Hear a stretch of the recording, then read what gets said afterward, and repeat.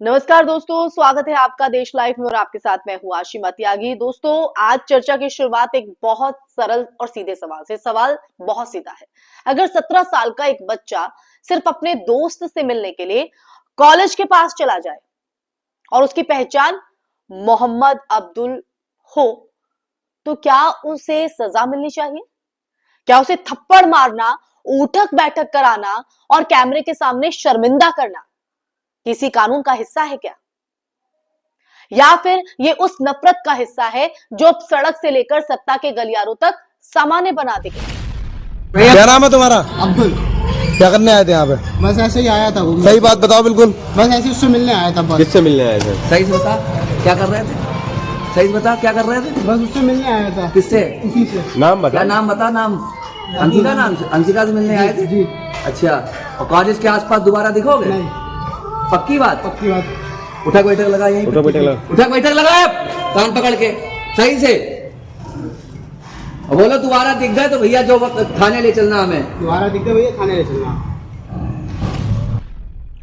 UP के शाहजहांपुर से viral हुआ ये वीडियो सिर्फ एक बच्चे की बेइज्जती नहीं है, ये उस समाज का आईना है जहां नाम, पहचान और दोस्ती तक जो है उस पर भी पहरा बैठ चुका है।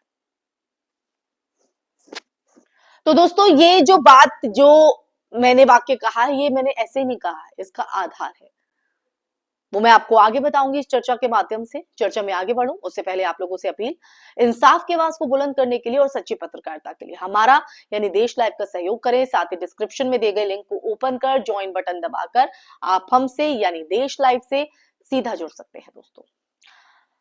तो दोस्तों, एक शख्स, एक बच्चा अपने दोस्त से मिलने जाता है, लेकिन उसकी पहचान वही सवालों के घेरे में। ये घटना एक ऐसे समय में सामने आई है जब सरकारें बार बार कानून का राज और सबका साथ सबका विकास की बात करती है, ये तर्क देती है, लेकिन जमीनी हकीकत पर क्या ये सच है?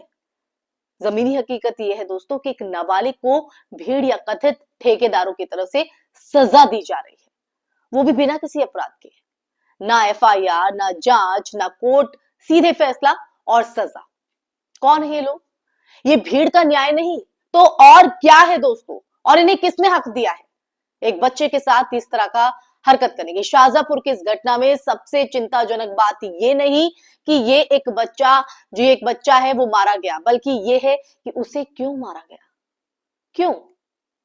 आरोप ये नहीं कि उसने कोई अपराध किया, बल्कि ये है कि वो हिंदू दोस्त से मिलने कॉलेज इलाके में क्यों आया। यानी अब दोस्ती भी धार्मिक पहचान के तराजू पर तौली जाएगी। आज कॉलेज का इलाका है, कल बाजार होगा, परसों दफ्तर और फिर शायद पूरा देश। क्या यही वो भारत है जिसकी कल्पना संविधान ने की थी, जिस संविधान के तहत हम चलते आए थे, जो अपनी पहचान रखता था, जिसकी बात विदेशों तक होती थी? भारतीय संविधान हर नागरिक को समानता का अधिकार देता है दोस्तों। धर्म, जाति और नाम के आधार पर भेदभाव को साफ तौर पर खारिज करता है, बिल्कुल खारिज करता है। फिर सवाल उठता है कि यह समानता जमीन पर क्यों नहीं दिखती है? इसका जवाब हमें सत्ता और समाज के रिश्ते में खोजना होगा। जब सरकारें चुप रहती हैं, जब नफरत फैलाने वालों पर कार्रवाई नहीं होती, तब संदेश साफ जाता है कि आप जो कर रहे हैं वो गलत नहीं है। तो यूपी में कुछ सालों में दोस्तों पहचान आधारित जो शक है वो एक स्थायी माहौल बन चुका है। स्थायी माहौल, कभी नाम पूछा जाता है, कभी कपड़े, कभी दोस्ती पर सवाल। और देखिए, सबसे अहम, सबसे खतरनाक बात यह है कि ये सब जो है अब सामान्य लगने लगा है। कैमरे के सामने किसी नाबालिग को सजा देना और आसपास खड़े लोगों का तालियां बजाना, ये बताता है दोस्तों, बताता है कि नफरत अब सिर्फ विचार नहीं, एक सामाजिक आदत बन चुकी है। जी हाँ, सामाजिक आदत। ये मैं नहीं कह रही हूं, ये इस तरह की जो घटनाएं हैं, इस तरह की तस्वीर बताती है। अब देखिए, यहां पर यह भी समझना जरूरी है कि ऐसी जो घटनाएं हैं वो अचानक नहीं होती, इनके पीछे एक लंबा नैरेटिव काम करता है। TV debate, social media post, चुनावी भाषण और वो चुप्पी जो हर घटना के बाद सत्ता की तरफ से आती है। जब बड़े अपराधियों को राजनीतिक संरक्षण मिलता है और एक 17 साल का बच्चा थप्पड़ों का हकदार बना दिया जाता है, तो सवाल सिर्फ कानून का नहीं, नैतिकता का भी होता है। जी हाँ, नैतिकता का भी। जो नफरत का माहौल है वो अपने आप नहीं बनता है, इसे बनाया जाता है, इसे सेट किया जाता है, इसे या तो बढ़ावा दिया जाता है या जानबूझकर रोका ही नहीं जाता, ऐसे बनता है माहौल।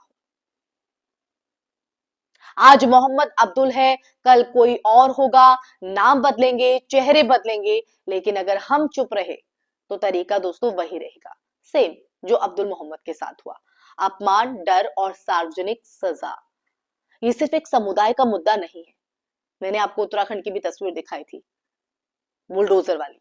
ये पूरे समाज की सुरक्षा का सवाल है, क्योंकि जिस दिन भीड़ तय करने लगे कि कौन कहां जा सकता है और किससे मिल सकता है, उस दिन कोई भी सुरक्षित नहीं रह जाता। और ये विडंबना है दोस्तों, ये भयावह माहौल को दर्शाता है। तो आज सवाल ये नहीं कि मोहम्मद अब्दुल गलत था या सही, सवाल ये है कि क्या हम उस भारत में रहना चाहते हैं जहां दोस्ती अपराध हो जाए और नाम सजा का कारण बन जाए। अगर इस वीडियो ने हमें बेचैन नहीं किया, अगर हमने इसे रूटीन न्यूज समझकर स्क्रॉल कर दिया दोस्तों, तो याद रखिए नफरत कभी रुकती नहीं है, वो चलती जाती है, वो सिर्फ अपना अगला शिकार बदलती है। और तब शायद ये सवाल होगा जब ये हमारे दरवाजे तक पहुंची, तब बोलने के लिए कोई बचा भी था या नहीं। और इसका कारण कोई और नहीं, हम होंगे, हमारी चुप्पी होगी, हमारा मौन होगा, हमारा सवाल ना पूछना होगा।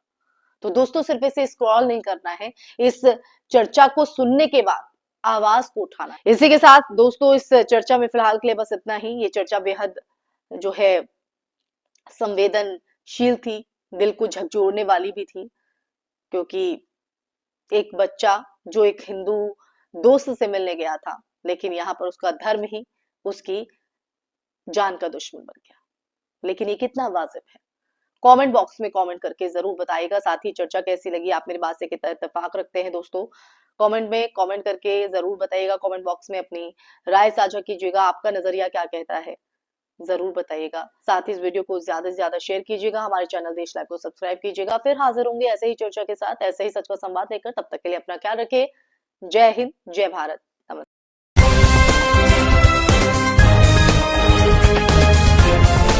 देश और दुनिया की तमाम छोटी और बड़ी खबरों के लिए हमारे चैनल को सब्सक्राइब करना न भूलें और बेल का बटन जरूर दबाएं।